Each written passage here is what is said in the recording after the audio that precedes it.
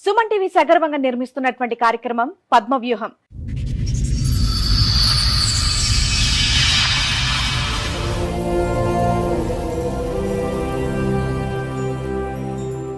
మరి ఈ కార్యక్రమాన్ని సమర్పిస్తున్న వారు 6JVR జమలాపురం వారి రత్నాంజలి. మీ అదృష్టాన్ని మార్చుకోవటం ఇప్పుడు కల కాదు, 6JVR తో సాధ్యం. ఆడపిల్లకు పెళ్లి లేనివి, బాబుకు కూడా పెళ్ళి అయింది, తర్వాత కొన్ని కారణాల వల్ల విడాకులైనవి. మీ అబ్బాయి వయసు ఎంత ఉంటుందండి? అమ్మాయి డిగ్రీ ఫస్ట్ ఇయర్ అంటున్నారు కదా. ఇప్పుడు 33 సంవత్సరాలు, 34. అప్పుడు 20 సంవత్సరాలు. 13 ఏళ్ళు అయిందా మీ అబ్బాయికి పెళ్ళి?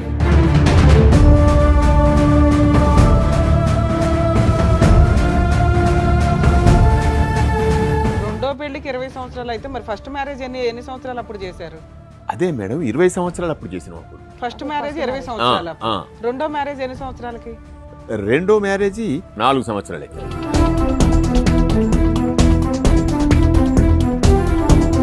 మధ్యలో ఒక అమ్మాయిని లవ్ చేసినాడు. మళ్ళీ మధ్యలో ఫస్ట్ పెళ్లి అయిపోయిన తర్వాత ఏ పని చెయ్యడు, తాగుతాడు, తండ్రి సంపాదన మీద బతుకుతున్నాడు. ఒక అమ్మాయి కాబట్టి ఒక అమ్మాయి, ఒక అమ్మాయి కాబట్టి ఒక అమ్మాయి. సింపుల్ గొడవ సార్, పెద్ద గొడవే కాదు ఇది, కానీ భయంకరంగా జరిగింది.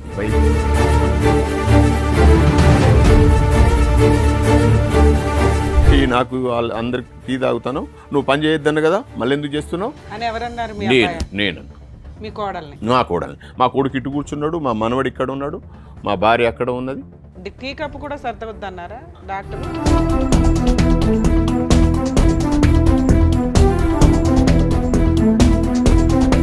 ఆయన అక్కడి నుంచి వచ్చి కొడుకుల సంగతి చూస్తా, వాడు ఏమంటాను నిన్ను, నువ్వు ఒకసారి పోలీస్ స్టేషన్కి పో, పోలీస్ స్టేషన్లో కంప్లైంట్ చేయి, వాళ్ళ కురాలు కొడదాం, వాళ్ళని ఏం చేయాలనో అది చెప్పిస్తా.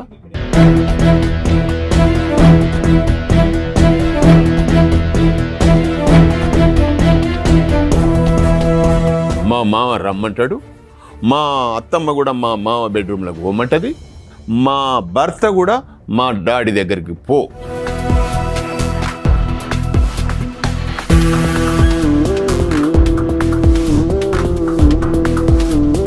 చెప్పకోకుండా కానీ మా ఆయన, మా అత్త, మా మామది మీద ఎక్కువైంది. నా ప్రాణాల మీదకి, నా కొడుకు ప్రాణాల మీదకి వచ్చింది కాబట్టి బయట పెట్టాల్సి వచ్చింది.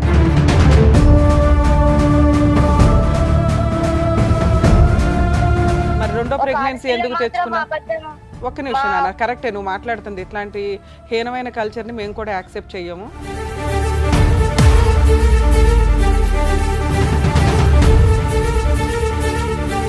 ఆ డెలివరీలు అయిపోయేదాకా ఉండాలి కదా. 7th మంత్ ప్రెగ్నెన్సీ టైంలో ఇంత ఎమోషనల్ గా ఇంత టీవీ ఛానల్స్ లో కూర్చొని వాళ్ళు ఇంట్లో నుంచి నెట్టకపోతే నువ్వు ఆ హెరాస్మెంట్ భరిస్తూనే ఉండేదానివి.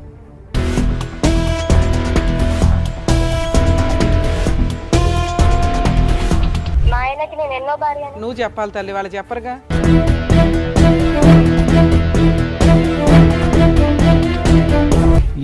ఏం అడుగుతావు? మీరు ఎలా అడుగుతున్నారు? అమ్మాయిని రమ్మని చెప్పి మీ ఇంటికి, మళ్ళీ మానభంగం చేశాడు మా మామ అని చెప్తాడు. రెడీయా మీరు ఆ కేసు ఫేస్ చేయడానికి?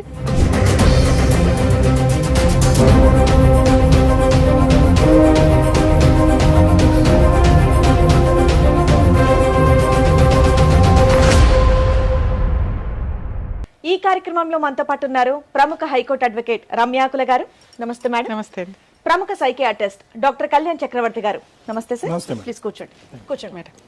సార్, మేడం మారుతి ప్రసాద్ గారని మనం కాల్ చేసి మనల్ని అప్రోచ్ అయ్యారు, బట్ ఆయన రాలేకపోయారనమాట. అంటే 2 times మన వరకు రావడం జరిగింది, బట్ షూటింగ్ వల్ల మనకు డిలే అవ్వటం ఇలా ఉండడం వల్ల ఈ రోజు ఏదో ఆయనకు అర్జెంట్ వర్క్ ఉందని వాళ్ళ పేరెంట్స్ వాళ్ళ ఇష్యూ చెప్పుకోవడానికి ఇక్కడ వరకు వచ్చారు. సో మారుతి ప్రసాద్ గారి ఫాదర్ సత్యనారాయణ గారు అండ్ అలాగే వాళ్ళ మదర్ రాధా గారు. సో వాళ్ళ ఇష్యూ ఏంటో ఒకసారి కనుక్కుందాం. నమస్తే అండి. నమస్తే అమ్మా, చెప్పండి సార్, ఎక్కడి నుంచి వస్తున్నారు? సార్, మేము మంథని, పెద్దపల్లి డిస్టిక్ మంథనిలో ఉంటాం. సింగరేణిలో ఉద్యోగం చేశాను మేడం, రిటైర్మెంట్ అయినా ప్రస్తుతానికి ఇప్పుడు వ్యవసాయం చేస్తున్నాం. మాకు 2 ఆడపిల్లలు, ఒక మగ అబ్బాయి మారుతి ప్రసాద్. ఆడపిల్లకు పెళ్ళి లేనివి, బాబుకు కూడా పెళ్ళి అయింది, తర్వాత కొన్ని కారణాల వల్ల విడాకులైనవి అయింది మేడం. విడాకులైన తర్వాత మళ్ళీ మేము మ్యారేజ్ బ్యూరోలకు అక్కడ వాళ్ళకి వీళ్ళకి చెప్పంగానే ఖమ్మం గురించి మాకు పలానా కాడ అమ్మాయి ఉంది, ఆ అమ్మాయికి ఇంతకుముందు పెళ్ళయింది, ఒక అమ్మాయి కూడా ఉంది, పాప ఉన్నది, మీకు ఇష్టమైతే ఒకసారి వచ్చి చూసుకోండి. సో అమ్మాయికి కూడా పెళ్ళి అయ్యి విడాకులైంది. చనిపోయింది, భర్త చనిపోయింది. భర్త చనిపోయాడు. చనిపోతే ఒక పాప ఉన్నది. ప్రసాద్ మొదటి పెళ్లిలో ఏంటి సార్ సమస్య? ఎందుకు విడాకులైంది? ఆమె పెళ్ళైన ఎంతకాలం విడాకులైంది? విడాకులైన కొద్ది రోజులకే పెళ్ళైంది. ఏంటి సమస్య ఏంటి? వాళ్ళు మా చుట్టాల అమ్మాయినే ఇచ్చిండ్రు. వాళ్ళు అప్పుడు చుట్టాల అమ్మాయినే ఇస్తే అప్పుడు యూనివర్సిటీ తేడా ఉన్నది. వాళ్ళదొక జిల్లా, మాదొక జిల్లా. అది మంచిర్యాల, మాది కరీంనగర్ జిల్లా. ఆ శాతవాహన యూనివర్సిటీ, ఉస్మానియా యూనివర్సిటీ అని ఆ డిస్టిక్లనే చదవాల్సి వచ్చింది. ఆమె డిగ్రీ ఫస్ట్ ఇయర్లో పెళ్లి చేసుకున్నారు. నేను పై చదువుల కోసం ఈయన కొద్దిగా డ్రింక్ చేస్తాడు మా బాబు. అప్పటి నుండి కూడా డ్రింక్ అలవాటు, తాగుడు పని అలవాటు. చేస్తాడు మీ అబ్బాయి? మా బాబు అప్పుడు సింగరేణిలో కాంట్రాక్ట్ లైసెన్స్ తీసుకున్నాడు. కానీ కాంట్రాక్ట్ ఇప్పటి వరకు ఆయన ఎప్పుడు చేయలేదు. నేనే ఉద్యోగం చేసేది. మామూలుగా మాకు పెద్ద అలవాట్లు ఏమి లేవు కాబట్టి జీవనం గడిచేది. మేము ఇంత చేసుకొని ఓ ఇల్లు కట్టుకున్నాం. తర్వాత ఈ ఖమ్మం అమ్మాయి దగ్గరికి పలానానగా మేము ముగ్గురం పోయినాం, చూసుకున్నాం. సరే అని వాళ్ళకు నచ్చింది. సరే అని. మీ అబ్బాయి వయసు ఎంత ఉంటుందండి? అమ్మాయి డిగ్రీ ఫస్ట్ ఇయర్ అంటున్నారు కదా. ఇప్పుడు 33 సంవత్సరాలు, 34. టైంకి అప్పుడు 20 సంవత్సరాలు. 13 ఏళ్ళు అయిందా మీ అబ్బాయికి పెళ్ళి? పెళ్ళి రెండో పెళ్లికి 20 సంవత్సరాలు అయితే మరి ఫస్ట్ మ్యారేజ్ ఎన్ని సంవత్సరాలు అప్పుడు చేశారు? అదే మేడం, 20 సంవత్సరాలు అప్పుడు చేసినాం. అప్పుడు ఫస్ట్ మ్యారేజ్ 20 సంవత్సరాలు. రెండో మ్యారేజ్ ఎన్ని సంవత్సరాలకి? రెండో మ్యారేజీ 4 సంవత్సరాలు. రైట్. మధ్యలో ఒక అమ్మాయిని లవ్ చేసినాడు.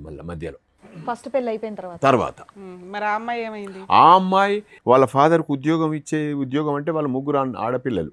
వాళ్ళ ముగ్గురు అక్క చెల్లెళ్ళు అయితే ఈయనకు ఉద్యోగం ఇస్తా అని చెప్పి కొంతమంది, లేదు ఇంకో అల్లునికి ఉద్యోగం ఇవ్వాలని ఈ డిస్కస్లో గొడవ అయ్యి లవ్ ఫెయిల్యూర్ అయిపోయింది. అయిపోయిన తర్వాత ఖమ్మం అమ్మాయి దగ్గర. మీరు మొదటి పెళ్లి నుంచి ఇప్పటి వరకు మీ అబ్బాయి తాగుతూనే ఉన్నాడా? తాగుడు మధ్యలో బంద్ చేయలేదు సార్. బంద్ చేయలేదు అంటే తాగుతూనే ఉంటాడు మామూలుగా.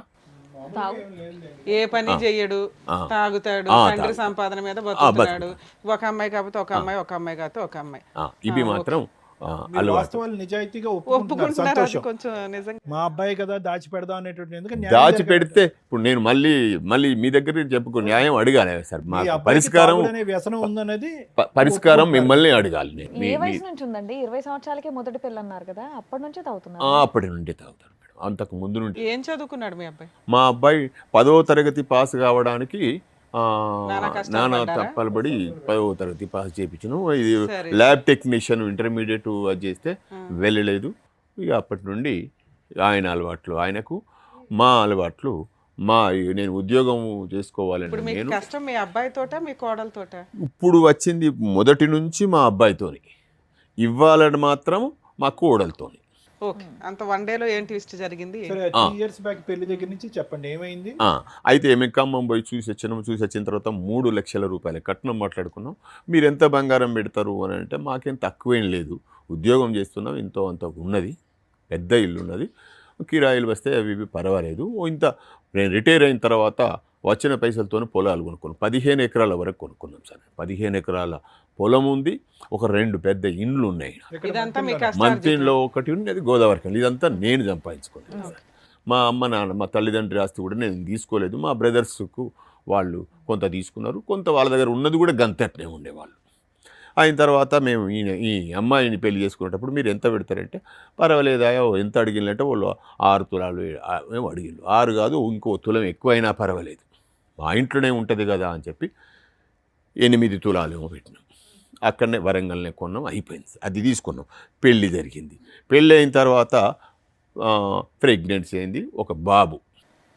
ఈ 3 yearsలో వచ్చిన 2వ సంవత్సరంలోనే మళ్ళీ బాబు అయిన తర్వాత నేనేం చెప్పినా, నాన్న మనకు వారసుడు వచ్చిండు, ఈ దీంట్లో నుంచి ఒక 2 ఎకరాలు ఇక అంతా నా మీద ఉంటే ఇది ఈ రైతు బంధు కూడా వస్తలేదు, చేస్తావా అంటే, సరే డాడీ మరి చెయ్యి, మరి ఎక్కడైనా ఒకటి చేద్దాము అని అనుకున్నాం. ఈ అనుకున్న క్రమంలో మళ్ళీ అట్లనే ఈయనకు ఆధార్ కార్డు కావాలి కదా, ఈ ఆధార్ పుట్టిన మా మనవనికి ఆధార్ కార్డు రావడానికి 5-6 నెలలు పట్టింది. ఈ 5-6 నెలల్లో మళ్ళొక ప్రెగ్నెన్సీ కన్ఫామ్ అయింది. అరే ప్రెగ్నెన్సీ కన్ఫామ్ అయింది కదా, మరి చెరొక 2 ఎకరాలు చేస్తే అయిపోతుంది, ఇదంతా వ్యవహారం ఎందుకు ఇప్పుడు మళ్ళీ ఎందుకంటే సరే అనుకున్నాం. 4వ నెల, 5వ నెల, 6వ నెల, 8వ నెల, 7వ నెల వరకు వచ్చింది. 7వ నెలకు వచ్చి రాగానే వీళ్ళు ఏం చేసినారు, హాస్పిటల్ పోయినారు. సింపుల్ గొడవ సార్, పెద్ద గొడవే కాదు ఇది, కానీ భయంకరంగా జరిగింది ఇది. ఇప్పుడైతే కళ్ళకు నీళ్ళు వస్తున్నాయి, భయంకరంగా వ్యవహారం. 7వ నెలకి ఏమైంది, వీళ్ళు హాస్పిటల్ పోయిన తర్వాత జనరల్గా డాక్టర్లు ఏం చేస్తారు, గైనకాలజిస్ట్ మీరు రెస్ట్ తీసుకోవాలమ్మా. సరే వీళ్ళు వచ్చి రెస్ట్ తీసుకోవాలన్నట అని మా భార్యతోని, మా భార్య, నా కొడుకు, మా మనవడు అందరూ అడగట్లేకుంటాం చెప్పిళ్ళు. నేను కూడా విన్న తర్వాత సర్లే పొద్దున మాట్లాడదాము, ఇప్పుడు ఎందుకు, నేను ఎటో పోయి వచ్చిన, సాయంత్రం పొలం దగ్గరికి పోయి వచ్చిన, ఇవేంటంటే పొద్దున 6 గంటలకు లేచి నేను ఉయ్యాలలో కూర్చున్నా, అట్లనే పండుకుంటా, అట్లనే కూర్చుండి ఈమె మా కోడలు లేచి ఊడ్చుకుంటూ వస్తుంది. రాత్రి అన్నమాట నాకు గుర్తున్నది, నేను సాయంత్రం అన్నది, నేను రెస్ట్ తీసుకోవాలన్నారు కదమ్మా, నువ్వు ఊడవకు, అత్తమ్మే ఊడుస్తుంది, వంట చేస్తుంది, మీ రూమ్లోకి పంపిస్తుంది, నువ్వు పని చేయొద్దు. ఎందుకు అంటే కొద్దిగా వ్యంగ్యంగానే మాట్లాడినా. ఎందుకు మాట్లాడాల్సి వచ్చింది అంటే అసలు మా ఇంట్లో పని ఏమి లేదు, ఇల్లు ఊడవడమే పని, ఇంకో పని ఏం లేదు. బయట పాపం ఏమేం చేస్తుంది, వంట చేసుకొని తింటాం. ఇక బయటి పనులన్నీ నేనే చేస్తాను, కూరగాయలు తెచ్చుడు కానీ, పొలం దగ్గరికి పోవుడు కానీ, ఇతరత్ర బయటి పనులన్నీ నేనే చేస్తాను. ఇక మా బాబు కూడా ఇంట్లోనే ఉంటాడు, ఆయన ఏం పని చేయడు, ఎవ్వరేం పని చేయరు ఇంట్లో. ఒకరిని నేను బయట పనులు చేస్తా, ఈమెమో ఇంట్లో పని ప్లస్ వంట చేస్తాను. టీ పెట్టింది ఈమె, టీ నాకు అందరికి టీ తాగుతాను, నువ్వు పని చేయొద్దన్న కదా, మళ్ళీ ఎందుకు చేస్తున్నావు అని ఎవరన్నారు? నేను మీ కోడల్ని? నా కోడల్ని. మా కొడుకు ఇటు కూర్చున్నాడు, మా మనవడు ఇక్కడ ఉన్నాడు, మా భార్య అక్కడ ఉన్నది. టీ కప్పు కూడా సర్దవద్దన్నారా డాక్టర్? వాళ్ళు అనలేదు, నేను అంటున్నా, మీరు అంత కేరింగ్గా ఊడు వద్దన్నా. కొద్దిగా కోపం వచ్చింది నాకు, అసలు మన ఇంట్లో పని ఏముందమ్మా, అసలు పనే లేదు, నేను నువ్వు అప్పుడే నచ్చు కదా, నాకేం పని లేదు అని ఇంటెన్షన్ నాది. మన ఇంట్లో పని లేదు కదా, మేము రెస్టే సార్ అంటే అయిపోయేది. అనగానే ఆమెకు కళ్ళకు నీళ్ళు వచ్చినాయి, ఏడుస్తున్నది. అవును, మరి మామగారు కోడల్ని వ్యంగ్యంగా అంటే డెఫినెట్గా ఏడుస్తా. అరే ఏడిచేమంటది, నేను మా అమ్మకు ఫోన్ చేస్తా ఉన్నది. సరే చేయమ్మా, ఫోన్ ఇయ్యరా నాన్న అని మా కొడుకుతో చెప్పిన, వాడు ఫోన్ ఇచ్చిండు. లేదు ఆమె ఫోన్తోనే చేస్తా అన్నది, ఆమె నీ ఫోన్తోనే చేసుకోవాలి. ఫోన్ మాట్లాడంగా వాళ్ళ అమ్మ సర్ది చెప్తాంది. ఏందే ఇంత పొద్దున లొల్లి, ఏదో కలుపుకొని పోవాలి, ఏదన్నా ఉంటే సర్దుకొని పోవాలి, నువ్వు అట్లా ఉన్న మనిషివి, ఇప్పుడు అనవసరమైనటువంటి ఇదే తతంగం ఎందుకు చేస్తాను చెప్పి మీ కోడలికి సర్ది చెప్పింది వాళ్ళ సర్ది చెప్తాంది మా అయ్యపురాలు.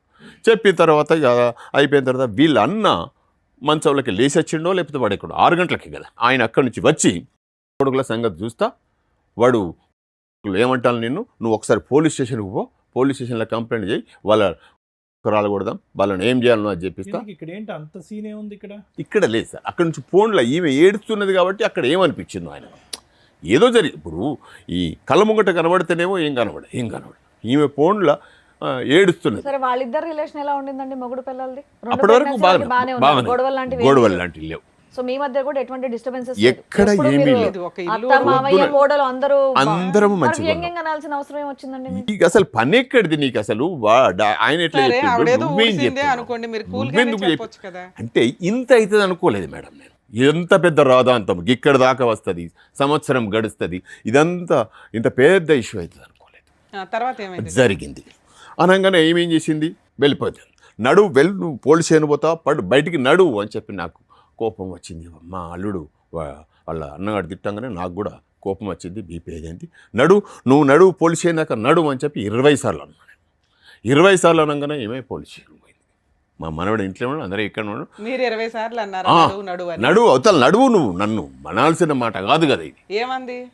వాళ్ళ అన్నమాట, వాళ్ళ అన్న మీద అనాలి కదా మీరు. నువ్వు నడువు అని చెప్పి ఈమె వచ్చేమన్నది, నన్ను ఊకుంచితే నా మెదడు ఊకోలేదు.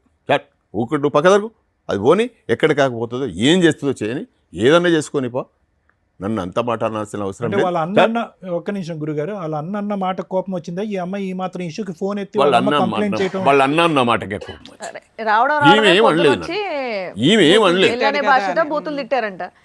ఈమె ఏమనలేదు నన్ను, ఈమె ఏమీ అనలేదు, మా కొడుకు ఏమనలేదు. నా పాయింట్ అర్థం కాలేదు మీకు. నేను అనేది ఏంటంటే, ఈ అమ్మాయి ఈ మాత్రం అంశానికి ఫోన్ ఎత్తి వాళ్ళకి చెప్పకుండా ఉంటే అయ్యేది కాదు. సుఖంగా సంతోషంగా ఉన్న ఇంట్లో ఏదో మా మామ ఏదో హెరాస్ చేస్తున్నట్టుగా అని చెప్పేటప్పటికి వాళ్ళు చూడనటువంటి సన్నివేశాన్ని వాళ్ళు ఊహించుకుని ఇక్కడ ఏదో రాత్రి రంపాలు పెడుతున్నారని చెప్పి పోలీస్ స్టేషన్ అని మాట ఎత్తాడు. అది కోపం వచ్చి ఒకసారి అన్నారంటే 10 సార్లు ఏం చేస్తారు వీళ్ళు. కొడుకుల సంగతి చూద్దాం, బొగ్గుద్దబొక్క కొడతాం, తాను నడువు కంప్లైంట్ చేసిరా. అక్కడే అయిపోయిన తర్వాత ఈమె పోయింది పోలీస్ స్టేషన్. పోగానే అప్పటికి పోయేటప్పుడు ఏమన్నది అడ్డం వచ్చి, ఊకో నువ్వు ఎందుకు మాట్లాడుతానో, రామ్మ లోపలికి రా అని చెప్పి ఈమె పిలిచింది. సార్ పోనీ ఎందుకు వచ్చేస్తావు, అక్కడ పోతే జరిగేది ఏంది, మనం చేసిన తప్పేంటిది, అయ్యేది అవుతుంది బా, ఘనకార్యం ఏంది అని పోయింది. మా బాబు వీళ్ళందరూ ఎవ్వరేం మాట్లాడలేదు. ఈమె చక్కగా పోలీస్ స్టేషన్ పోయి పోలీస్ స్టేషన్లో కంప్లైంట్ చేసిన తర్వాత ఎస్ఐ గారు నాకు ఫోన్ చేసి ఈమె చెప్పింది కదా మా మావయ్య నన్ను ఇట్లా ఎల్లగొట్టిండు అని. ఎస్ఐ గారు పిలవంగానే పోయిన పోలీస్ స్టేషన్కు. పోయిన తర్వాత ఏంటి సత్యనారాయణ ఏం జరిగింది అంటే, సరిగో ఇది జరిగింది అంటే, ఈమె ఏదో చెప్తున్నాను వెళ్ళగొట్టిళ్ళు అది చేసింది ఇది చేసింది అంటే, సరేనమ్మా ఇప్పుడు పరిస్థితి ఏంటిది, నువ్వు రా, అయిపోయింది కదా, పొరపాటు గరపాటు జరిగిపోయింది రా అంటే, నేను రాను, నేను పోతా అన్నది. అప్పటికే వాళ్ళ అన్నకు ఒక బిడ్డ పుట్టి ఒక 15-20 రోజులు అవుతుంది. ఈమె చూడలేదు, మేమే పోయి చూసి వచ్చినాం. ఎందుకంటే ఈమె ప్రెగ్నెంట్ ఏదో 6 నెలలు 7 నెలలు అట్లా ఇప్పుడు పోవద్దు అనే దాని మీద ఈమె పోలేదు. ఆ ఆలోచన కూడా ఉండవచ్చు, పోయి రాని అని నేను అనుకున్నా, మేము అందరం అనుకున్నాం అదేమాట. ఈమె డబ్బులు ఏమన్నా ఈ సత్యనారాయణ ఆయనకు మరి డబ్బులు ఏమన్నా ఇవన్న వల్ల ఒక 500 నోటు తీసిన. 500 సరిపోతుంది అంటే, కమ్మమే కదా సార్, 500 ఘనకార్యమేం కాదు అని 500 ఇచ్చిన. మరి ఈమె బట్టలు అవి ఇవి కావాలి కదా, మీ మనవన్ని కూడా తీసుకుపోవాలి కదా అని వల్ల ఒక కానిస్టేబుల్ వచ్చిండు, మా ఇంటి దగ్గర వచ్చిండు, బట్టలు మా మనవన్ని ఓ బ్యాగ్ పట్టుకొని వెళ్ళిపోయింది. వద్దమ్మా అని చెప్పినాం, వినలే. అయిన తర్వాత అక్కడ పోయిన తర్వాత వీళ్ళు ఏం చేసిండ్రు, మహిళా పోలీస్ స్టేషన్కు, సఖీ పోలీస్ స్టేషన్కు ఇవి ఏది ప్రెగ్నెన్సీ టైంలో వీళ్ళు కంప్లైంట్ చేసిన తర్వాత ఈయన ఏం చేసిండు, ఇప్పుడు మా బాబు అసలు ప్రాబ్లం నా ఇంట్లో ప్రాబ్లం ఉంది మాకు ఏంది, ఈయనే మందు తాగడం. మందు తాగొచ్చి లొల్లి చేసాడు. కాదు, నాకు ఒక్క నిమిషం గురుగారు, ఈ 2 సంవత్సరాల్లో 2 కాన్పులు వచ్చినటువంటి మీ అమ్మాయి మీ అబ్బాయి యొక్క తాగుడు గురించి ఎప్పుడు లొల్లి చేయలేదా, ఎప్పుడు వేలెత్తి చూపెట్టలేదా, ఏంటండి మీ ఏం గొడవలు ఏం కాలేదు సార్. ఈయన తాగుతాడు మామూలుగా, ఆయన ఏంటాడు, నేను ఎవరి జోలికి ఎందుకు వస్తాడు, డబ్బులు ఇంట్లో నేను ఇస్తా, నాకు అర్థం కాలే, డబ్బులు నేను ఇస్తా. డబ్బులు ఎప్పుడు అడిగితే వీళ్ళు అంటారు అందరు నన్ను, డబ్బులు ఎందుకు ఇస్తాను అని కొడుకుంటే ఇవ్వాల్సిందే, ఇవ్వకుంటే ఈ ఆస్తి నేనేం చేసుకుంటా. నా ఆలోచన కూడా ఇంతే, నేను ఎప్పటికైనా ఇచ్చుడే. అది కాదు సార్, ఇచ్చుడు అంటే కనుక మంచి పనులకి ఇచ్చుడు అయితే ఇక మంచి పనులైనా చెడ్డ పనులైనా ఏదైనా ఆయన నన్ను ఆ రకంగా బెదిరిస్తాడు. ఆయన ఇంటెన్షన్, ఆయన మాటల విధానం చూస్తే ఇక నేను నా లైఫ్ వేస్ట్ అంటాడు. అనగానే ఎందుకు నాకు మీ కొడుకు కూడా ఇండైరెక్ట్ గా మీ కొడుకు కూడా మీకు భారమే అని చెప్తున్నారు మీరు, అంతే కదా. ఆయన తర్వాతనే ఈయన ఏం చేసినాం, రిహాబిలిటేషన్. Super, very good. ఎప్పుడో చేయాలి, చేసిన అంతకుముందు కూడా ఒకసారి చేశారా. ఈయన రిహాబిలిటేషన్ పంపియంగానే అక్కడ ఏం జరిగింది, వీళ్ళు సఖీ పోలీస్ స్టేషన్లో కౌన్సిలింగ్ పెట్టి ఇతను రిహాబ్లో ఉన్నాడు, ఈయన రిహాబ్లో ఉన్నాడు, నేను కౌన్సిలింగ్కి వెళ్ళాలి. మేమిద్దరం కలిసి కౌన్సిలింగ్కి పోయినాం. కౌన్సిలింగ్ పోయినాక వాళ్ళు నన్ను అడిగిండ్రు, మీ బాబు రావాల్సింది మీరెందుకు వచ్చిండ్రు అని. సరిగా ఆయన పరిస్థితి మంచిగా లేడు, హాస్పిటల్లో ఉన్నాడు, నేను వచ్చినా ఏదన్నా ఉంటే మేము మాట్లాడతాం. ఇంకెక్కడికైనా మీ అబ్బాయి తరపున మీరే రిప్రజెంటేషన్. నేనే సరిగా ఇప్పుడు కూడా రావాల్సిందని కారణం కూడా అదే. ఇప్పుడు ఆయన రాకపోవడానికి, ఆయన ఇప్పుడు మాలలో ఉన్నాడు కానీ ఆయన మాట అంటే మాటనే. ఇది ఎన్నోసారి మాల వేసుకోవటం స్వామి అతను? ఈయన 4 నాలుగోసారి. ఆ 4-5 సార్లే తాగుడు ఆపటం ఈ 15-20 సంవత్సరాలు, అంతేగా. హనుమాన్ మాల వేస్తాడు, తాగడు కదమ్మా, మిగతా టైం అంతా దుర్గమాత మాల వేస్తాడు. చెప్పండి, మీరు చెప్పింది బాగుంది. ఇవన్నీ కౌన్సిలింగ్ కి మీరు వెళ్ళారు, మేమిద్దరం వెళ్ళిన తర్వాత ఇక వాళ్ళు మన మాట ఎందుకు చేస్తారు అంతా, ఇక వాళ్ళు లేదు మీరు ఆయనే రావాలి అది అంటే, సరేనమ్మా మీరు ఎట్లా అనుకుంటే అట్లా, మీకు నష్టం అయితే జరుగుతుంది, మీకే జరుగుతుంది నష్టం, ఇబ్బంది పడతారు, అటువంటిది కానిచ్చుకోకండి, ఇప్పటికైనా మంచిదే రండి. ఆయన ఎక్కడున్నాడు అంటే వాళ్ళకి చెప్పారా, ఆయన ఎక్కడున్నాడు అంటే ఆయనకి రిహాబ్లో పోయిండు అన్న విషయం వాళ్ళకు కూడా అర్థమైంది. నేను మాత్రమే హాస్పిటల్లో ఉన్నాడు అన్న వాళ్ళకు, రిహాబిలిటేషన్లో ఉన్నా అన్న విషయం వాళ్ళకి అర్థమైంది. అర్థమైన తర్వాత ఇక వాళ్ళు సరేలే ఇక మీరు అట్లా కాదు, మేము పోలీస్ స్టేషన్కే పంపిస్తాం, మీరు కేసు అక్కడికే రండి. సరే ఇంకొకసారి తీసుకొని వస్తే అవకాశం ఇవ్వండి మేడం అని చెప్పి వాళ్ళని కూడా అన్నా. సరే వాళ్ళు ఏం చేసిండ్రు, ఇంకోసారి అవకాశం ఇచ్చిండ్రు. ఇంకోసారి ఈయనను తీసుకువచ్చి ఈయనతో మళ్ళీ పోయినాక కూడా మళ్ళీ పోలే, ఇంకోసారి అవకాశం ఇచ్చిండ్రు. ఎప్పుడు 28వ తారీఖు జనవరి 28 తారీఖు పోయేసరికి అంతకు క్రితమే ఒక 2 సంవత్సరాల క్రితం మా చిన్న బిడ్డకును మా చిన్నల్లునికి గొడవలైనాయి. 2 సంవత్సరాల క్రితం, దానికి 2 సంవత్సరాల క్రితం వీళ్ళు గొడవై, మా బిడ్డ వేరే ఉంటుంది, మా బిడ్డకు 2 ఆడపిల్లలు, ఒక మనవరాలేమో అల్లుని దగ్గర ఉంటుంది, ఒక మనవరాలు మా బిడ్డ దగ్గర ఉంటుంది, వీళ్ళు వేరు ఉంటారు. ఈ క్రమంలో 28 తారీఖు వెళ్ళాల్సింది ఉన్నది. ఈ క్రమంలో మా అల్లుడు అంటే మా చెల్ల కొడుకే ఇచ్చినాం సంబంధం, ఆయన మా చెల్ల కొడుకే. వీళ్ళు ఏం చేసిండు, మా అల్లుడు నువ్వు మా కోడలు ఇద్దరు కలుసుకున్నారంటే ఈయన ఆమెకు ఫోన్ చేసిందా, ఆమె ఈయనకు ఫోన్ చేసిందా? ఫోన్ చేసిన తర్వాత ప్లాన్ వేసిండు. ఏంటిది ప్లాను? వాడిని రావుల సత్యనారాయణ అనేటువంటి నిన్నుంచి కాదమ్మా, వాడిని అంచుడంటే ఎవ్వరి నుంచి కాదు, నేను చెప్తాను విను, నువ్వు ఒక్కసారి రా, మా ఊరికి రా మంతెనకు అని చెప్పి మంతెనకు పిలిపించుకున్నాడు వీడు. ఎవడు? మా అల్లుడు. చెల్లే, నేను నీకు ఒక మాట చెప్తా విను, ఈ పద్ధతి ప్రకారం చేస్తే వాడిని తలకాయ తెల్లవారి వాడు ఊరు పెట్టుకోవాలన్నాడు చౌరస్తాలు పోయి. నేను ఆ పని చేస్తా, నేను చెప్పినట్టు విను అని. మా చుట్టాలే సార్ అందరు, మా ఊళ్ళో అందరూ మా చుట్టాలు, మా మామలు, తాతలు, బావలు, బామర్దులు అందరూ ఉంటారు. ఈ అందరి ఇళ్ళకు వీడు మా కూడలు తీసుకొని పోయిండు. ప్రెగ్నెంట్తో ఉన్నది పాప ఇంత. అందరికి దండం పెట్టి మా మావ నన్ను గుంజిండు, మా మావ రమ్మంటాడు, మా అత్తమ్మ కూడా మా మావ బెడ్రూమ్లోకి పోమంటుంది, మా భర్త కూడా మా డాడీ దగ్గరికి పో. మీకు ఒకసారి వీడియో పెట్టిన సార్, చూసింది అనుకుంటా మీరు. పెట్టినారా మీరు? అయితే ఇవన్నీ చెప్పుకుంటా ఊరందరికి చెప్పేసింది. ఈ ఊరందరూ ఒక్కడికి జమ అయిండ్లు. ఏది? ఫిబ్రవరి 9 తారీఖు అనుకుంటుంది. పెళ్ళిళ్ళు ఉన్నాయి. మేము 17 తారీఖు 13 తారీఖు ఖమ్మం పోవాల్సింది. 2 రోజుల ముందే మేమే వస్తాము అని చెప్పి మాకు మతలబు చేసి వాళ్ళు వచ్చిండు. ఈమె ఒక పెళ్ళికి పోయింది, మా కొడుకో పెళ్ళికి పోదామని రెడీ అయిండు. నేను పొలం దగ్గర ఉన్నా. నాకు పొలం దగ్గరికి ఫోన్ చేసిండు, నువ్వు రా, మీ ఇయ్యపురాళ్ళు అది బండేసి కారు వేసుకొని వచ్చిండ్లు, అందరు జమైండ్లు, ఈ చింత చెట్టు కాడికి వస్తే పంచాయతీ. సరే నేను వస్తానే, చిన్న పని ఉన్నది, వీళ్ళకు ఈ వర్కర్ల కూలీలకు పని చెప్పి నేను ఒక పావు గంట అరగంటలో వస్తా అన్న. నేను అరగంటలో వచ్చే వరకు వీళ్ళంతా నాకు అర్థమైపోయింది, సీన్ అంత ఉల్టా పల్టా అయిపోయింది. నా మీద ఇంత దుర్మార్గునివా అనే మాటలు గుసగుసలు నాకు వినబడతాయి. అనగానే నేనేం చేయాలి? మీ అమ్మాయి ఎక్కడ ఉంది వాళ్ళ పాపతోటి? వదిలేసి వచ్చిన అమ్మాయి తెలిసి వస్తాయి కనుక బ్రహ్మదేవుడి మీద ఒట్టు, నేను తాగుడు ఆపేస్తానని చెప్పి శపథం చేయాలి. కానీ ఇక్కడికి వచ్చిన తర్వాత మీరు మీ ద్వారా ఏమన్నా మాకు మంచి జరిగితే సంతోషపడతాం సార్. ఇలా మీరు ఇక్కడికి వస్తున్నట్టు తెలుసా అమ్మాయికి? తెలీదు. ఇంతకుముందు తెలుసు, ఇంతకుముందు ఫోన్ చేసింది అమ్మాయికి కూడా ఫోన్ చేసింది. హలో ఎవరండి? హలో, మౌనిక గారండి మాట్లాడేది? అవునండి.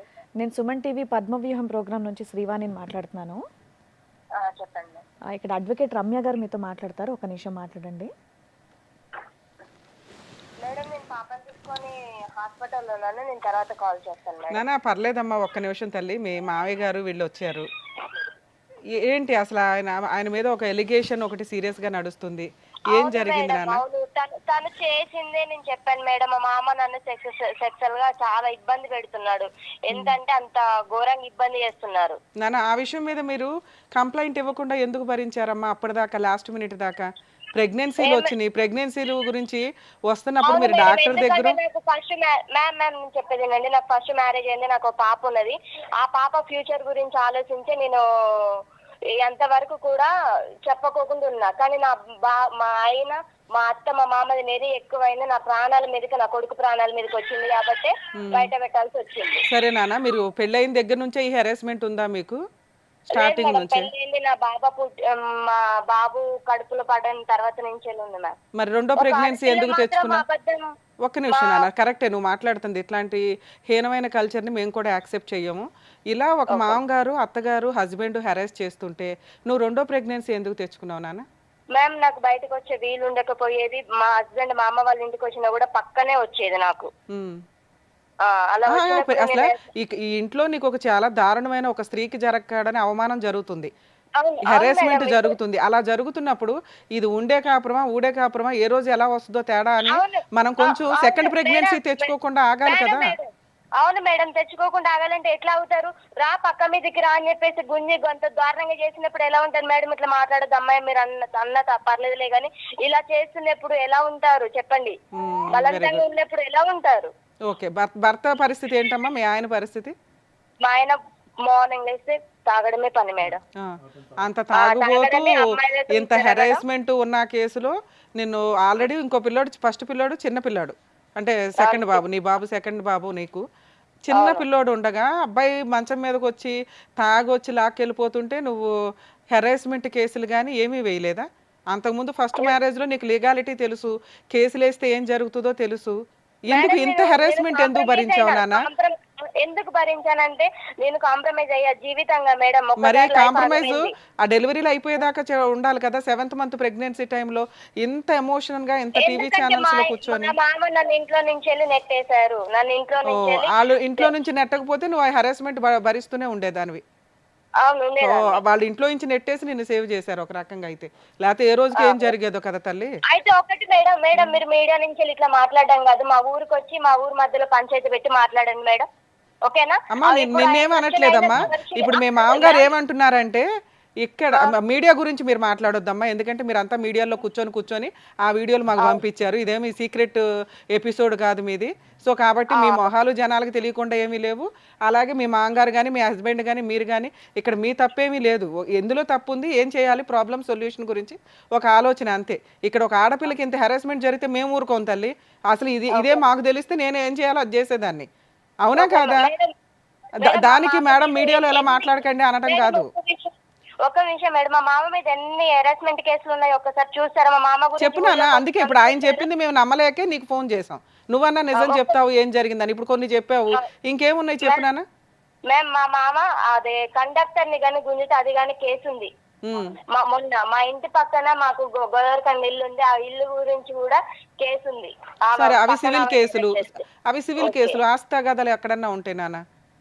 సరే ఇప్పుడు మీ మామగారు కానీ మీ హస్బెండ్ కానీ ఏమడుగుతున్నారంటే, నా మనవడు నా మనవరాలు అక్కడ ఉన్నారండి, కోడలు ఇంటికి వస్తే మాకు సంతోషమే, తన కండిషన్స్ ఏంటో చెప్తే మేము అవన్నీ కేసులు క్లోజ్ చేసుకుని అందరం హ్యాపీగా ఉండడానికి చూస్తాం, లేదా వాళ్ళిద్దరూ బయట ఉన్నా పర్వాలేదు. ఎవరికమ్మా? మా ఆయనకి నేను ఎన్నో భార్య. నువ్వు చెప్పాలి తల్లి, వాళ్ళు చెప్పరుగా మేడం. నేను మా ఆయనకి మీరు అడగాలిగా మేడం అసలు అమ్మాయి. అరే మీ మామగారు చెప్పడం ఒక మ్యారేజ్ అయ్యింది, ఆ డైవర్స్ తర్వాత ఎవరినో లవ్ చేశాడు, తర్వాత నీది లవ్ అయితే మ్యారేజ్ అవ్వలేదు కదమ్మా, మీది సెకండ్ మ్యారేజ్ అని చెప్పారు. మీరు చెప్పండి.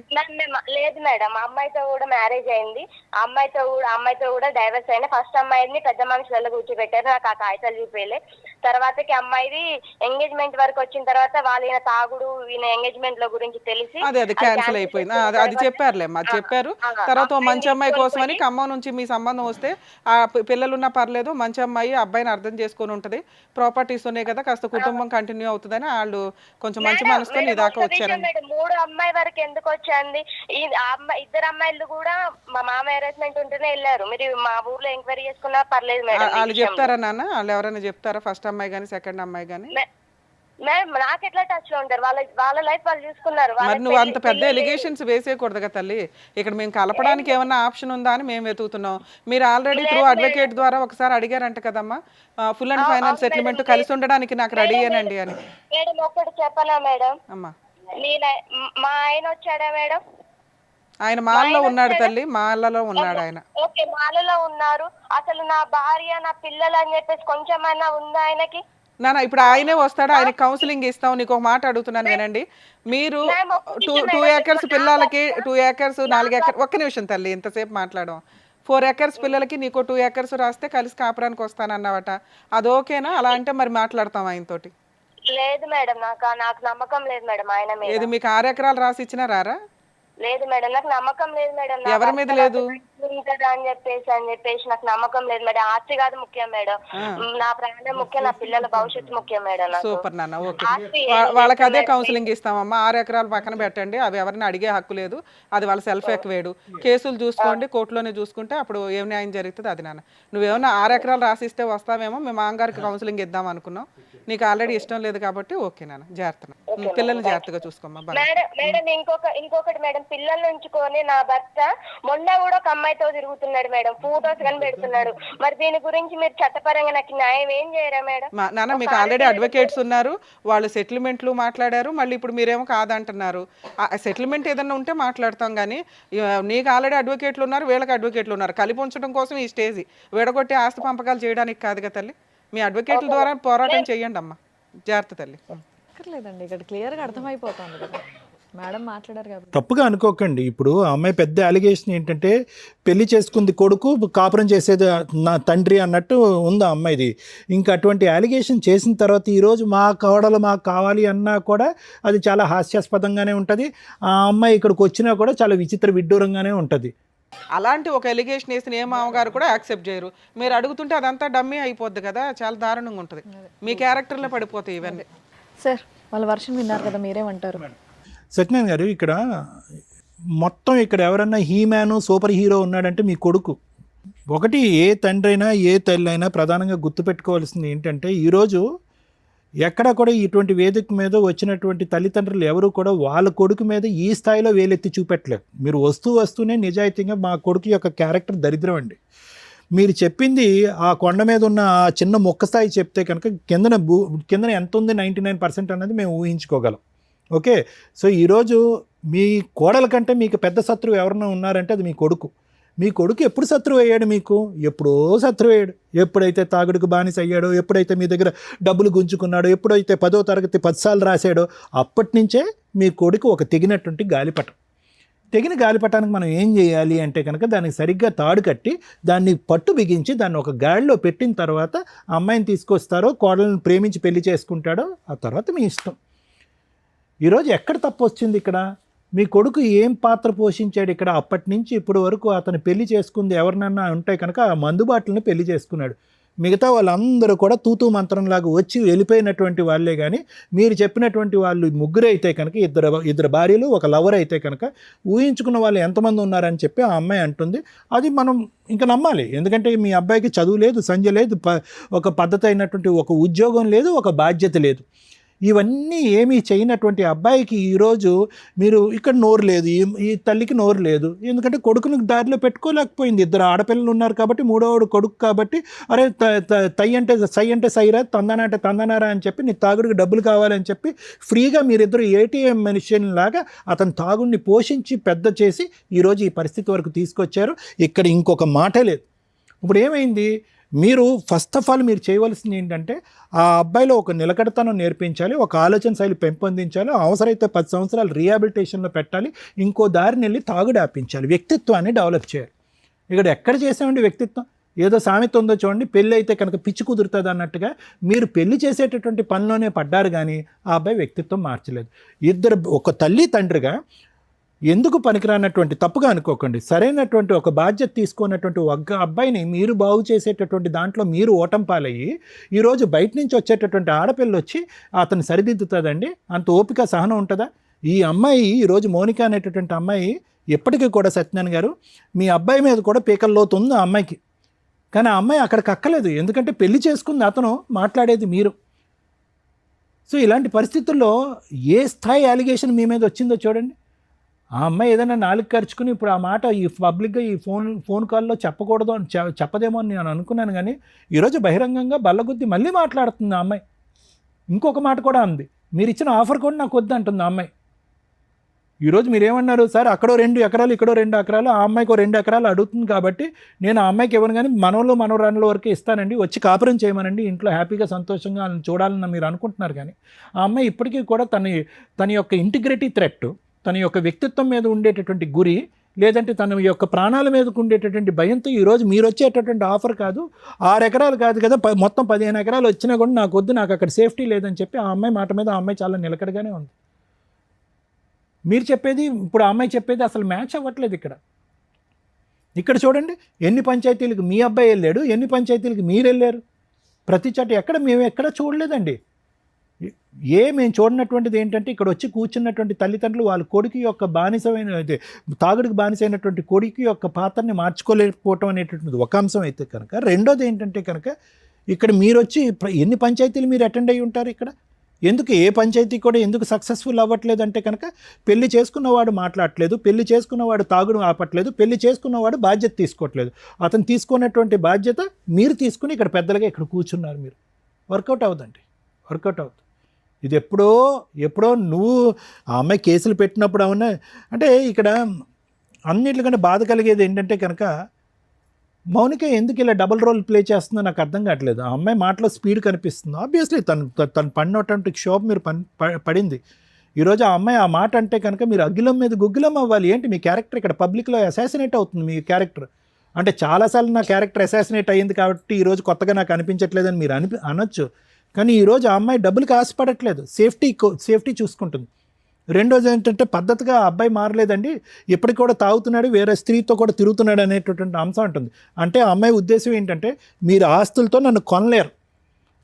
తాగుడు క్యారెక్టర్ పరంగా అతను అలాగే ఉన్నాడు, క్యారెక్టర్ పరంగా మా మామే ఉన్నాడు, ఏం చూసి ఆ ఇంట్లో ఇద్దరు పిల్లల్ని తీసుకుని నేను పోవాలి అనే ప్రశ్నే ఆ అమ్మాయి అడుగుతుంది. ఆ అమ్మాయి డబుల్ మాట అని నేను ఎందుకు అంటున్నానంటే, ఇందాక రమ్య మేడం ఒక సాలిడ్ క్వశ్చన్ అడిగారు. అంటే వ్యంగ్యంగా మీ మావ నీతో మాట్లాడి గెటౌట్ అని మా ఇంట్లో అనకపోతే కనుక మా మావ బలవంతం చేస్తున్నాడు నన్ను, మా అత్తగారి దగ్గరుండి మా ఆయన కూడా దగ్గరుండి ఆ గదిలోకి తోస్తుందనే మాట ఎప్పటికీ భరిస్తూనే ఉంటుంది ఆవిడ. అంటే ఏంటి అటువంటి వాతావరణంలో ఇద్దరు పిల్లలు కన్నావా నువ్వు? నీ భర్తతో ఇద్దరు పిల్లలు కన్నావా? నీ భర్త క్యారెక్టర్ కరెక్ట్గా లేదు, మీ అమ్మ క్యారెక్టర్ కరెక్ట్గా లేదు, వాళ్ళందరూ కలిపి మీ మాతో కాపురం చేయని చెప్పి బలవంతంగా ఒక పక్క బెడ్రూమ్లోకి తోస్తే అటువంటి వాతావరణంలో నువ్వు ఎల్లకాలం ఉండాలని డిసైడ్ అయిపోయావా? ఈరోజు వ్యంగ్యంగా మీ మామ మాట్లాడేటప్పటికి పబ్లిక్గా వచ్చి ఆ చౌరాస్తా దగ్గర నువ్వు ధర్నా చేస్తావా? అంటే నీ పద్ధతి ఏంటి, నీ ఆలోచన ఏంటి? కేవలం ఏం లేదు, ఒక పెళ్లి చెడిపోయింది కాబట్టి రెండో పెళ్లి కూడా. ఎంత పెళ్లి చెడిపోయినా కూడా అంత అంత అంత అంత దిగజారిపోతాము మనం. ఈరోజు గట్టిగా మాట్లాడుతుంది మౌనిక, గట్టిగా మాట్లాడుతుంది, నిలదీస్తుంది, వేలెత్తి చూపెడుతుంది, నానా విధాలుగా మాట్లాడుతుంది. తాగుబోయేటటువంటి భర్తతో అసలు నువ్వు ఎందుకు కాపురం చేసావు? ఒక వాతావరణంలో మామ యొక్క క్యారెక్టర్ బాగాలేకపోతే కనుక అటువంటి వాతావరణం ఇద్దరు పిల్లల్ని ఎందుకు కన్నావు? ఈరోజు మామ గెటౌట్ అనేంత వరకు మామ వైపు ఏలెత్తి ఎందుకు చూడలేదు? అంటే 10 సంవత్సరాల తర్వాత మామ గెటౌట్ అంటే కనుక 10 సంవత్సరాల పాటు ఇదే వాతావరణంలో నువ్వు ఉండేదానివా? సో ఈ అమ్మాయి మాటలో కూడా అసలు లాజిక్ లేదు, రీజన్ లేదు. అంటే మీరు రమ్య మేడం అంటుంది, మీరు ఆడపిల్లని అడుగుతారు కానీ ఆ వెనకతలు ఉండేటటువంటి భాగవతం మీకు తెలియదు అంటే కనుక అటువంటి భాగవతంలోనే కదా కర్మ. నువ్వు 3 సంవత్సరాల పాటు కాపురం చేసావు భర్తతో పాటు ఇద్దరు పిల్లల్ని. ఈరోజు అమ్మాయి యొక్క మనం చిన్న చూపు చేసి చూడట్లేదు. కానీ ఇటువంటి అట్మాస్ఫియర్లో ఈరోజు మళ్ళీ కాంప్రమైజ్ అండి, మళ్ళీ వాళ్ళు కలిసి ఉంటారండి అని చెప్పి అడగటం అనేది హాస్యాస్పదం. ఇక్కడ నెంబర్ 1 మీ అబ్బాయి యొక్క క్యారెక్టర్ బాగాలేదు, నెంబర్ 2 మీ అబ్బాయి యొక్క వ్యసనాలు అసలు బాగాలేదు, నెంబర్ 3 మీ వైపు 1 ఏళ్ళు కాదు 10 ఏళ్ళు మీ వైపు చూపెడుతున్నప్పుడు అటువంటి వాతావరణంలో ఎందుకు వచ్చే అమ్మాయి ఉంటుంది? It's not workable sir.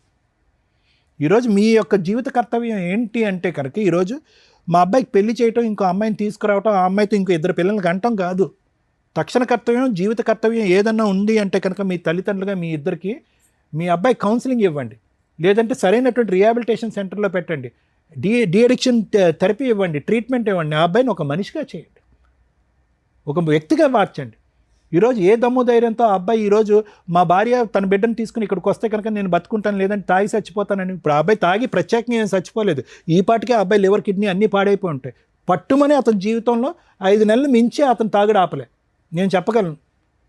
అతని జీవితంలో 5 నెలలు మించి ఎప్పుడైతే మాల వేసుకుంటాడో 5 సార్లు మాల వేసుకున్నప్పుడు నెల ఆపుంటాడు, అంతే, అంతకు మించి ఆపలే. ఇక్కడ మీ బంగారం బాగాలేదు సార్. మీ బంగారం బాగున్నప్పుడు ఎలాగ అమ్మాయిని ఏం చూపెట్టి ఒక ఆశ చూపెట్టి ఇక్కడ రమ్మంటాం? ఇక్కడ not only protecting the marriage, ఇక్కడ పెళ్ళిని కాపాడాలా, ప్రాణాలు కాపాడాలంటే ప్రాణాలని పరువుని కాపాడాలి. ఇప్పుడు ఆ అమ్మాయి ఏ ఉద్దేశంతో ఇక్కడికి రావాలి? ఆ పెద్ద ఆవిడ ఏడుస్తుంది, కానీ ఏ ఉద్దేశంతో మనం ఈరోజు తీసుకొచ్చి ఇక్కడ పెడతాం? ఏం గ్యారంటీ ఉంది? ఎవరిస్తారు గ్యారంటీ? ఇస్తాడా మీ అబ్బాయి తాగుడు జీవితకాలంలో ఆపుతాడని? అలాంటి గ్యారంటీలు ఎన్నో ఇచ్చుంటాడు అబ్బాయి. ఇస్తాడా మీ అబ్బాయి గ్యారంటీ ఈవిడతో తప్ప వేరే ఆడదాని వైపు నేను చూడండి అని చెప్పి? మీ వ్యక్తిత్వం గురించి నేను మాట్లాడట్లేదు, కానీ మీ అమ్మాయి అంత మీ కోళ్ళ అంత ఇదిగా మీ వైపు వేలెత్తి చూపెడుతూ ఉంటే కనుక ఏం అడుగుతాం? మీరు ఎలా అడుగుతున్నారు? ఆ అమ్మాయిని రమ్మని చెప్పి మీ ఇంటికి మళ్ళీ మానభంగం చేశాడు మా మామ అని చెప్తాడు. రెడీయా మీరు ఆ కేసు ఫేస్ చేయడానికి? మీ అబ్బాయి యొక్క వ్యక్తిత్వం క్యారెక్టర్ కరెక్ట్గా అనంతసేపు మీ భర్త మీద సమాజం ఈ అమ్మాయే కాకుండా నలుగురు వేలెత్తి చూపెట్టేటటువంటి పరిస్థితి క్లీన్ అయ్యేంత వరకు ఈ కాపురం కలిపేటటువంటి ధైర్యం చేసేటటువంటి పెద్ద మనిషి ఎవడో ఉండడు అనేది నా అభిప్రాయం. ఎవడు ధైర్యం చేయకూడదు కూడా, ఎందుకంటే సేఫ్టీ ఇష్యూ గురించి మాట్లాడినప్పుడు అలా చేయకూడదు. అది నా ఉద్దేశం. Thank you. ఏం మాట్లాడదాం? సార్ మీరు మాట్లాడండి. వినండి సార్, ఏం మాట్లాడదాం? ఎందుకు వచ్చారు? జడ్జిమెంట్ ఒకటే కదా సార్. ఎక్స్పెక్ట్ చేసి ఇక్కడికి వచ్చారో నాకు అర్థం కూడా కాలే. మీరు ఇక్కడి దాకా వచ్చినందుకు మీకు కొంత తెలియాలి, ఏంటి న్యాయం ఏంటి, ధర్మం ఏంటి అని. ఇక్కడ ఫస్ట్ మనం ధర్మం గురించి మాట్లాడుకుందాం. ఎందుకంటే నేను ఎప్పుడు మోరల్ వాల్యూస్కి ఎక్కువ ఇంపార్టెన్స్ ఇచ్చే మాట్లాడతా. లీగాలిటీ అనేది ప్రొటెక్షన్ కోసం ఇంకొక దానికోసం రావాలి. మామగారు వర్సెస్ కోడల్ ఈ కేసు ఇంత విన్నారు కదా. దీనివల్ల మనం నేర్చుకునేది ఏంటి? నేర్చుకోవడం కోసమే ఈ ఎపిసోడ్స్. అమ్మ కోడలు గారు ఎవరైతే ఉన్నారో, మీ పేరు కూడా నేను మళ్ళీ చెప్పట్లేదు, మీ ఇన్లాస్ ఫేస్లు ఇక్కడ చూపించట్లా. మీ పేరు మీద కొన్ని కోట్ల మంది ఉంటారు సమాజంలో, ఇది మీ కేసు అని ఎవరికి తెలియదు.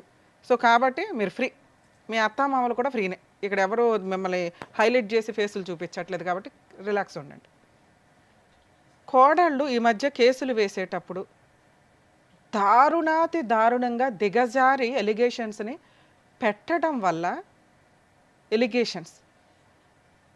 వల్ల కోర్టులు నిజంగా సఫర్ అవుతున్న అమ్మాయిలకి న్యాయం జరగట్ల. ఈ పాపం మీరు వేసుకుంటారని గుర్తుపెట్టుకోండి. ఫస్ట్ ఆ దిగజారుడు మాటలేంటో తెలుసా? కొత్తగా మామగారు సెక్సువల్ అబ్యూస్ చేశారని, అత్తగారు ఈ కేసులో అయితే అత్తగారే రూమ్లోకి తోసింది, తాగుబోతు భర్త రూమ్లోకి తోశారు. మరి సెక్సువల్ అబ్యూస్ జరిగిందా? జరగల. నేను మాట్లాడిన 3 minutes ఫోన్ కాల్స్లో మీకు 90% క్రాస్ ఎగ్జామినేషన్ అయిపోయినట్టే లెక్క. ఆ అమ్మాయి ధైర్యం లేదా?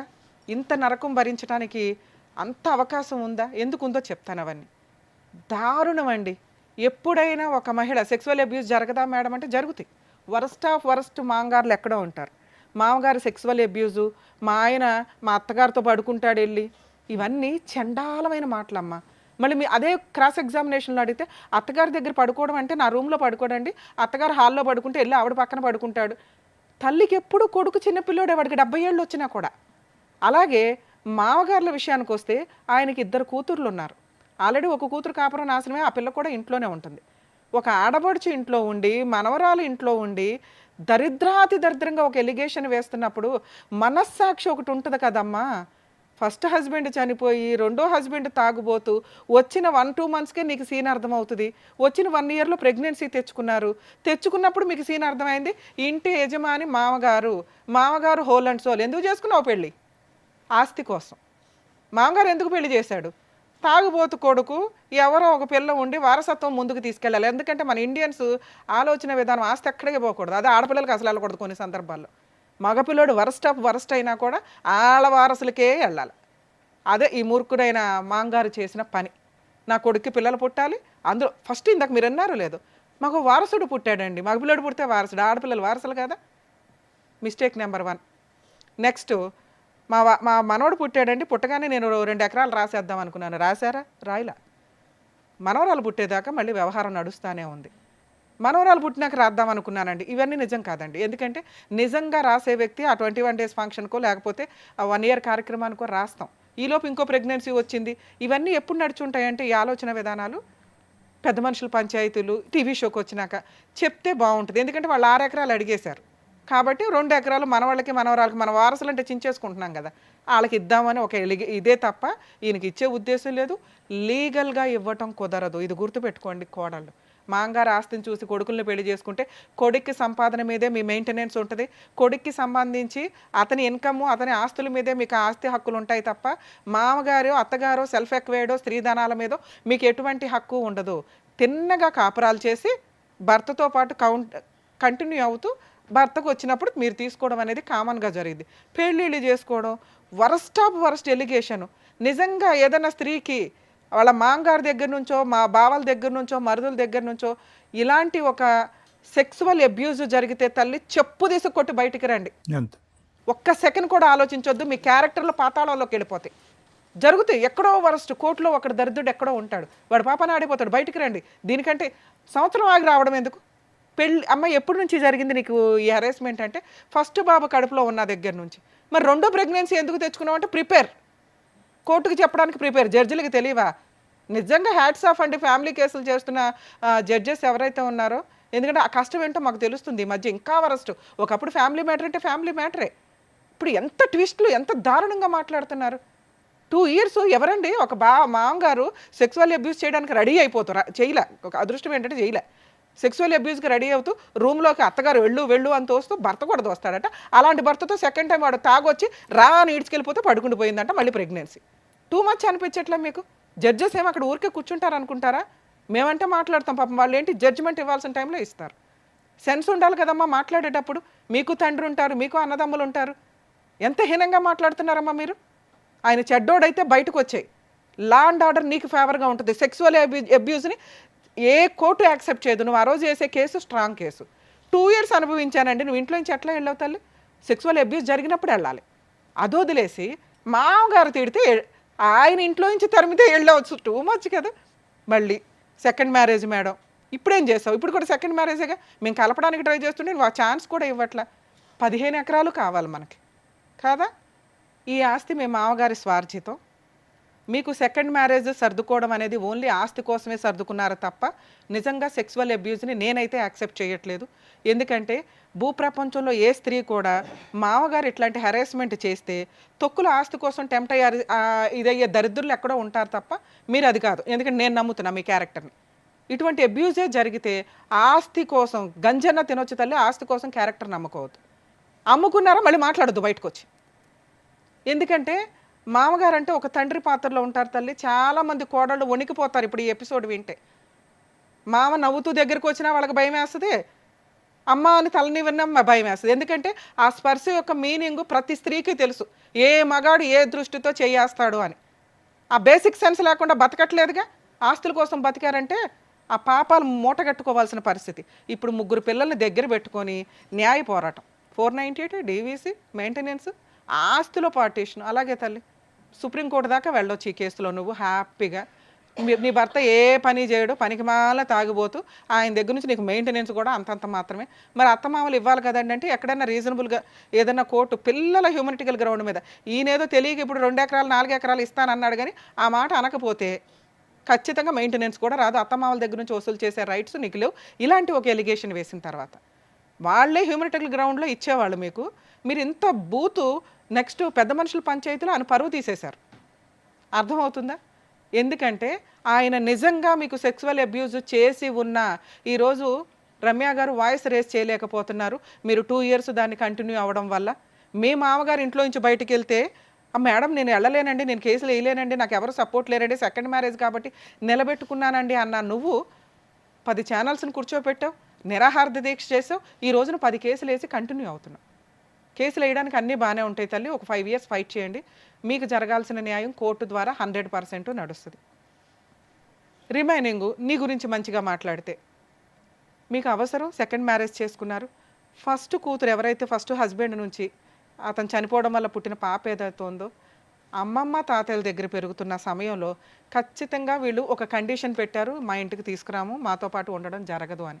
అది ఏ స్త్రీ కన్నా పేగుబంధం లాగేస్తూ ఉంటుంది తల్లి. నీకు అటు ఎక్కువ ఇంట్రెస్ట్ ఉంటుంది కామన్గా. గబా గబా ఇక్కడ ఒక 2 పిల్లల కంటే ఇక్కడ నుంచి కొంత ఆస్తి వస్తుంది. ఎప్పుడైనా 10 ఏళ్ళకన్నా నువ్వు ఈ పంచాయతీ పెట్టేదానివి, ఇప్పుడే కాదు. ఎందుకంటే మీ ఆయన పనికి మనలోడు ఏ తాగుతానే పడి ఉంటాడు ఎక్కడైనా కానీ. నెక్స్ట్ ఆయన పెళ్ళిళ్ళ గురించి అక్రమ సంబంధాల గురించి తెలియక ఆస్తి కోసం మీరు చేసిన ఈ పని ఏదైతే ఉందో మీ క్యారెక్టరే తగ్గిపోయేలాగా ఉంది. మీరు కరెక్టే కాదు అసలు. మీ కోడలు ఆ విషయాన్ని సప్రెస్ చేసింది కాబట్టి ఈ తప్పు జరగలేదు అని మేము నమ్ముతున్నాం. ఎందుకంటే 2 ఇయర్స్ సెక్సువల్ అబ్యూస్ జరుగుతుంటే ఏ స్త్రీ కూడా ఆస్తి కోసం కక్కుర్తుపడి మీ కోడలు లాంటి నిజాయితీ పిల్ల అయితే అసలు ఆగదు. ఆ అమ్మాయి నిజాయితీ పిల్లే, ఆ అమ్మాయికి సెక్సువల్ అబ్యూస్ జరగలే. బయటకు వచ్చినప్పుడు చెప్పాల్సిన ఎలిగేషన్స్ ఉంటాయి. ఎక్కేసిన వాళ్ళు ఎవరో ఉంటారు, ఎక్కేశారు. అర్థమవుతుందా? ఎందుకంటే ఆ అమ్మాయికి తినడానికి ఉన్నా లేకపోయినా ఒక మామగారి దగ్గరకు వచ్చి ఇలాంటి ఒక పని చేస్తే పని చేయడానికి ట్రై చేసినా కూడా యాక్సెప్ట్ చేయరు. ఇలాంటి ఈయన ఇక్కడికి వచ్చి ఆ మాట మాట్లాడకూడదు, నాకు కోడలు కావాలండి అని. ఇలాంటి అమ్మాయి ముఖం కూడా చూడకూడదు. ఈయన క్యారెక్టర్ ఇక్కడ ఎందుకు తగ్గిపోయిందో తెలుసా? ఈయన తప్పు చేశాడని కాదు. అలాంటి అమ్మాయిని మేడం నాకు కోడలు కావాలండి మా అబ్బాయి కోసం అన్నారు చూసారా, అక్కడ పడిపోయింది. ఒక మామగారు తండ్రి పాత్రలో ఉన్న వ్యక్తి క్యారెక్టర్ని రోడ్డు మీద టీవీ ఛానల్స్లో పంచాయతీ పెట్టి ఈరోజు మాట్లాడుతుంటే కూడా ఆ అమ్మాయి అంత ఎమోషనల్లో మాట్లాడుతున్నప్పుడు మీ పనికిమాలిన అబ్బాయి యొక్క సంసారం కోసం మీరు అమ్మాయి వస్తే చాలండి అంటే దారుణాతి దారుణం. మీరు ఆ పని చేయడానికి ఇంకా కంటిన్యూ అవ్వడమో ఇంట్రెస్ట్ చూపించడమో మీరు ఆ పని చేశారు అనేది కన్ఫర్మ్ అయిపోతుంది సార్. దయచేసి ఎక్కడా కూడా మళ్ళీ వీళ్ళిద్దరిని కలపడానికి మీరు ట్రై చేయకండి. మీ క్యారెక్టర్ మీకు ఇంపార్టెంట్ అయితే మీకు తెలియక మీరు మాట్లాడుతున్నారు. కేసులు క్లోజ్ అయిపోతే కోర్టుల చుట్టూ తిరగాల్సిన పని ఉండదు. మా అబ్బాయికి ఎవరో పిల్లలు ఉంటారు, 2 పిల్లలు అక్కడ బతుకుతున్నారు. ఆ పిల్లలు ఎక్కడ బతకాలనేది ఆవిడ డిసైడ్ చేసింది, మీరు కాదు. అర్థమవుతుంది? మీరు చిన్న విషయం అంటున్నారు కానీ అదంతా ప్లానింగ్తో జరిగిన విషయం. నిజంగా సెక్సువల్ అబ్యూజ్ ఉంటే ఆల్రెడీ ఒక కూతురు ఇంట్లో ఉంటుంది, ఒక కొడుకు పనికిమాలినోళ్ళు తయారయ్యాడు, మీ పనిష్మెంట్ మీరు పడుతున్నట్టే లెక్క. అందుకే ధర్మం మాట్లాడతాం. లా అండ్ ఆర్డర్ అనేది మన ఇండియన్ కాన్స్టిట్యూషన్స్లో వీటన్నిటిని కలుపుకొనే లీగాలిటీ సిస్టమ్ని క్రియేట్ చేయడం జరిగింది. అంత ఎవిడెన్స్ కావాలి లా ప్రకారం అని. కానీ మోరల్ వాల్యూస్ కొన్ని ఉంటాయిగా, అవి ఎవిడెన్స్ మీద జడ్జిమెంట్ మీద ఖచ్చితంగా ఎఫెక్ట్ పడతాయి. ఇక్కడ అదే జరిగింది. మీకు మీ అబ్బాయిని కాపాడుకోవడం ఎట్లా అని ట్రై చేయండి. మీరు విన్నారు కదండి, 20 ఇయర్స్ అప్పుడు స్టార్ట్ అయిందట అబ్బాయి గారి తాగుబోతుతనం. మాల వేసుకున్నప్పుడు లేకపోతే ఏదన్నా ఏ మాలలు అయితే అన్ని రకాల మాలలు వేస్తారు మళ్ళీ ఆ మాలలు వేసినప్పుడు తాగడం, మిగతా టైం అంతా ఆన్లోనే ఉంటాడు. రీహాబిటేషన్ సెంటర్స్కి మారాలి అనుకునే వాళ్ళకి రీహాబిటేషన్ సెంటర్లు కానీ మార్చటం కోసం కాదు. ఎందుకంటే మార్చడం అనే బలవంతపు పని కొన్ని రోజులే చేయగలరు, 6 నెలల, సంవత్సరమా, 2 సంవత్సరాల. మీకు మారాలని లేనప్పుడు బయటకు వచ్చి మళ్ళీ పెడితే వాళ్ళని ఎందుకు పరువు తీయడం? మారాలి అనుకునే వాళ్ళకే అవన్నీ. మీరు బలవంతంగా చేసే పని కొంతకాలం తాగకుండా ఉంచడానికి పనికొస్తుంది. మారండి, మాల వేసుకున్నారు, ఏం నేర్చుకుంటున్నారు? అన్ని రకాల మాలలు వేస్తున్నారు, వాటిల్లో ఎన్ని రకాల ధర్మమైన పద్ధతులు ఉంటాయి. అది వేసుకుని భక్తితో వేసుకుంటున్నారా, కొంతకాలం తాగుడు మానేయడానికి వేసుకుంటున్నారా? కొంచెం బేసిక్ ఆలోచించండి. 21 days 41 days ఒక పని కంటిన్యూస్గా చేసామంటే ఆ మంచి అలవాటు అవుతుందట. 10 సార్లు వేసుకున్నారు, 10 ఏళ్ల నుంచి వేసుకుంటున్నారు, 5 ఏళ్ల నుంచి. అమ్మ ఇట్లాంటి కొడుకుని మీరేమి వెనకేసుకొని రావసరలా. అలాగే మీ ఆయన ఆ అబ్బాయి పరువు అంతా తీయవసరలే, ఎందుకంటే మీ పెంపక లోపం ఇది. 20 ఏళ్ల కుర్రోడి తాగుడు మానిపించలేని తల్లిదండ్రులు ఆస్తి మీద కాన్సన్ట్రేషను, సొసైటీలో పరువు మీద కాన్సన్ట్రేషను, ఆ అబ్బాయికి ఏదో పెళ్లి చేసేయాలని కాన్సన్ట్రేషన్. లీగల్ ప్రొసీడింగ్స్ సార్ మీరు నేర్చుకోవాల్సింది, తెలుసుకోవాల్సింది సత్యనారాయణ గారు. లీగల్గా మీరు ఫైటింగ్ చేయండి, మీకు ఎక్కడా కూడా చిల్లిగవ్వపోదు. మీరు 4 ఎకరాలు పిల్లలకి ఇస్తామనేది కరెక్ట్ కాదు. ఎందుకంటే మీకు నచ్చి ఇవ్వడం వేరు, ఈ రోజున బలవంతంగా తీసుకోవడం వేరు. కోర్టుని డిసైడ్ చేయనివ్వండి, అప్పీల్కి వెళ్ళండి. డైవర్స్ కేసు కంటిన్యూ అవుతుంది. మీ అబ్బాయి నాకు పిల్లలు లేకపోతే మేము బతకలేము, నాకు పిల్లలు కావాలి అంటే మీకోసం పిల్లల్ని మీకు ఇవ్వడం కుదరదు. అత్తమామల కోసం, నానమ్మ తాతయ్యల కోసం పిల్లల కస్టడీ ఇవ్వరు. తండ్రి కరెక్ట్గా ఉండాలి. నిజంగా మీ అబ్బాయికి పిల్లలు కావాలంటే విజిటేషన్ రైట్స్ ఇస్తారు. మీ అబ్బాయి తాగుడు మానేసి మీ కోడలతో మాట్లాడుకొని నా కష్టార్జితంతో నేను నిన్ను పోషించుకుంటాను, మా అమ్మ నాన్న ఇంటికి వెళ్ళొద్దు, మనం బాగా ఓ 10 ఏళ్ళు కాపురం చేసిన తర్వాత అప్పుడు ఆలోచిద్దాం ఆయన మనకు కాకపోతే ఎవరికి ఇస్తారు అని. మీ అబ్బాయికి నిజంగా పిల్లలు కావాల్సి వస్తే మారమనండి, పని చేయమనండి, తాగుడు మానమనండి.